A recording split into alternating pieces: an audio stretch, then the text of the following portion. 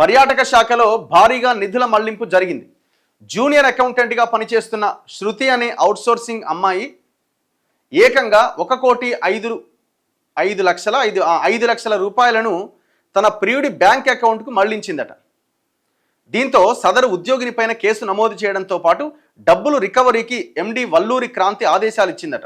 4 ఏళ్ల కింద టూరిజం శాఖలో కన్సల్టెంట్గా చేరిన శృతి ఆ తర్వాత అవుట్సోర్సింగ్ మోడ్లో జూనియర్ అకౌంటెంట్గా బాధ్యతలు చేపట్టింది. సిబ్బంది కార్మికులకు ఆర్టీజీఎస్ ద్వారా వేతనాలు పంపించే విధులు ఆమె చేసేదట.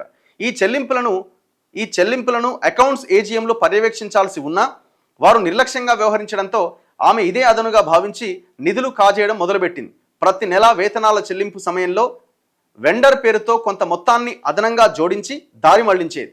ఇలా 27 నెలల్లో ఏకంగా 1,05,00,000 రూపాయలు పక్కదారి పట్టించింది. ఇందులో 80 లక్షలు ఒకే బ్యాంక్ అకౌంట్లోకి పంపించిందట. ఆన్లైన్లో వేతనాలు చెల్లించేటప్పుడు ఒక ఉద్యోగి పేరును అదనంగా చేర్చి ఆ నిధులు డ్రా చేసింది. ఆమెకు 4 వేర్వేరు బ్యాంక్ అకౌంట్లు ఉన్నట్లు అధికారులు గుర్తించారు. కొత్తగా బాధ్యతలు చేపట్టిన ఈడీ ఏడాది వారీగా లెక్కలు పరిశీలించడంతో ఈ భాగోతం బయటపడ్డది. నిధులపైన కూపీ లాగగా ఆ సొమ్మును ఆమె ప్రియుడి ఖాతాలోకి జమ చేసిందట. అకౌంట్స్ ఏజీఎంల నిర్లక్ష్యం కూడా ఇందుకు కారణం కావడంతో వారిని సస్పెండ్ చేశారు.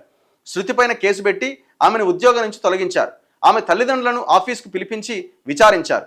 దారి మళ్లించిన 1,05,00,000 నిధులను రికవరీ చేయాలని ఎండి వల్లూరి క్రాంతి ఆదేశించారు. పర్యాటక శాఖలో ప్రభుత్వ, అవుట్సోర్స్, కాంట్రాక్ట్ ఉద్యోగులకు సంబంధించిన డ్యూటీ చార్టు సరిగ్గా లేదు. ఉద్యోగులు ఎవరేం చేస్తున్నారో తెలియదు. ఉద్యోగులను ప్రతి 3 ఏళ్లకు ఒకసారి విభాగాలు మారుస్తూ ఉండాలి. కానీ అలా చేయకపోవడంతో ఇష్టారీతన వ్యవహరిస్తున్నారని సమాచారం.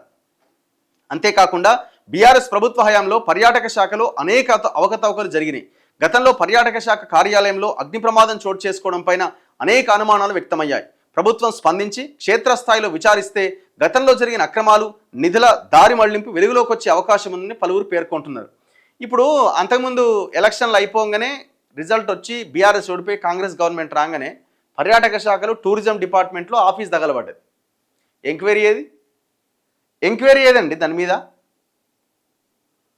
కాంప్రమైజ్, అంతేగా డీల్ సెట్టింగ్, అంతకుమించి ఏముంటుంది? లేకపోతే గొర్రెల స్కామ్లో ఆ తలసాని ఓఎస్డి కళ్యాణ్ ఆ ఫైళ్ళను ఎత్తుకొచ్చిన వ్యవహారం ఉండనే తగలబడ్డది. ఏమైంది ఆ కేసు? ఎటుపోయినాయి ఈ కేసులన్నీ? ఈ టూరిజం డిపార్ట్మెంట్లో కొన్ని 100 కోట్ల కుంభకోణాలు జరిగినాయి.